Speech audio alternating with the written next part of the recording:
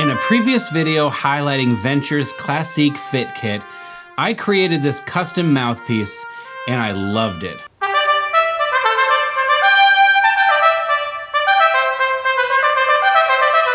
It was stable, clear, powerful, and the upper register felt great.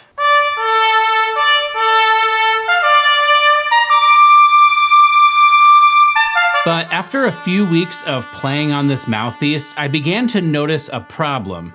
The soft playing was just really unpredictable.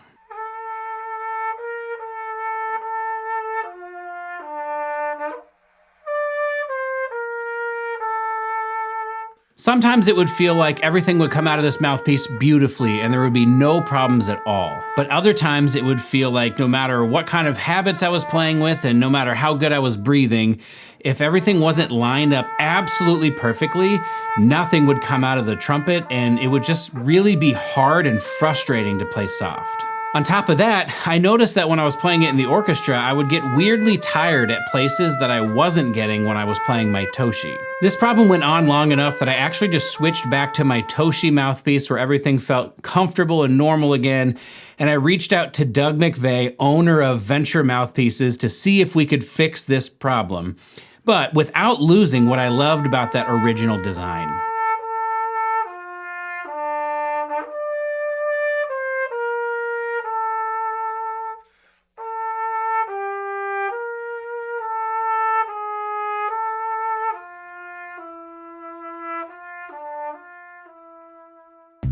Here's a quick recap if you haven't seen that previous video.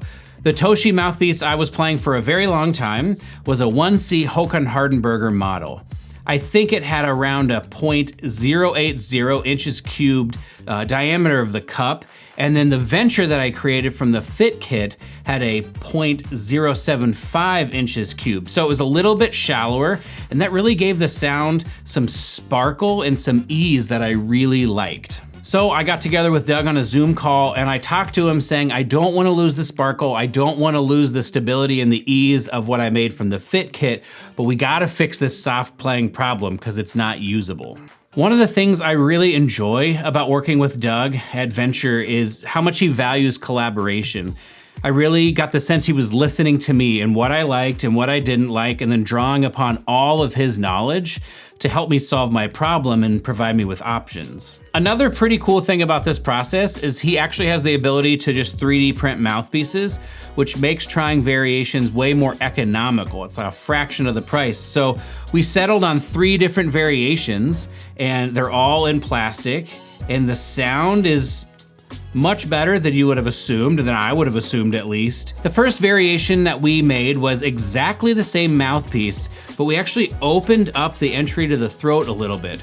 This was suggested to me by my friend John Haney, and his thought behind it was just if we got a little bit more room right where the cup goes into the throat, maybe it'll give you a little bit more cushion and a little bit more comfort in the articulation. The second variation, I thought, well, I used to have a 0.080 cup and now I have a 0.075 cup, so maybe we should split the difference and get a 0.077 cup and see if that could be the fix. A little bit of efficiency and a little bit of fullness from the deeper cup. And the third option is something that Doug actually suggested when I told him that I was having those endurance issues. He was thinking maybe the rim change could make a difference. And I said, yeah, I like kind of a sharper rim or with a rim with some bite. And he's like, well, our P rim has more bite than the S rim, which is the one I chose.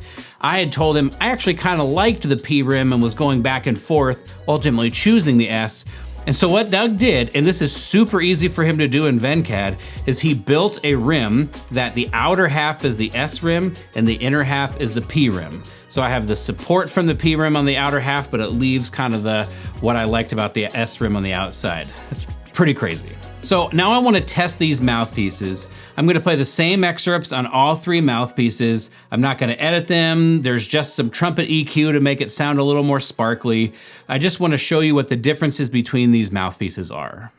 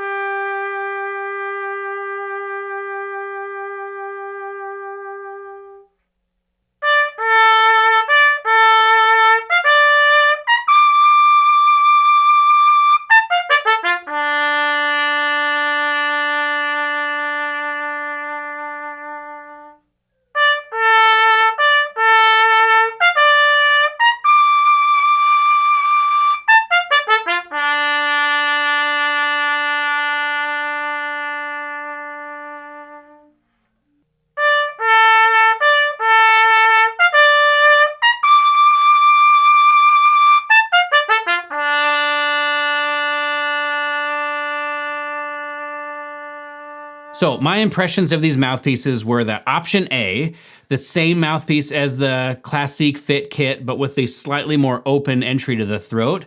I thought it solved my problem. I thought it was easy to play soft on, but it retained that sound that I had before on the Fit Kit mouthpiece, and so I was really happy right out of the gate that we had found something that worked. Option B, the .077 mouthpiece, the slightly deeper one, I thought that this mouthpiece sounded nice, but it lost a little bit of the sparkle that I liked about the previous mouthpieces, and so for me, this one kind of got ruled out kind of quickly, although again, it was a nice mouthpiece. And then this option C mouthpiece, the one with the P rim on the inside and the S rim on the outside, I don't understand how, but it just locked everything in a way that it wasn't on any of the other mouthpieces, and I felt I could really just hear the sound in my head that I wanted and just play, and things just happened. It was so easy to play. In extensive testing, I think also beefing up the inner rim helped with the endurance part of things too. So that's a good thing for me to learn overall, that a little bit sharper rim helps me have a little bit more support, and it helps me keep playing and not feel that fatigue so much. In late July, I reached out to Doug to purchase this mouthpiece and have it metal plated and sent to me. I just liked it so much. At the time of this filming, I don't have the mouthpiece actually, so what I want to do is when I get it, I want to do a test between this mouthpiece in plastic and the same one in metal, so that we can ask questions about what are the differences between plastic and metal, because I think that'll be an interesting experiment. As a little extra bonus recording, the Saxa Etude that I recorded in the beginning of this that I was having so much trouble on playing soft with the Classique Fit Kit mouthpiece, I went ahead and played it again on this P-Rim Vennture mouthpiece just to show you it's kind of the best of both worlds for me.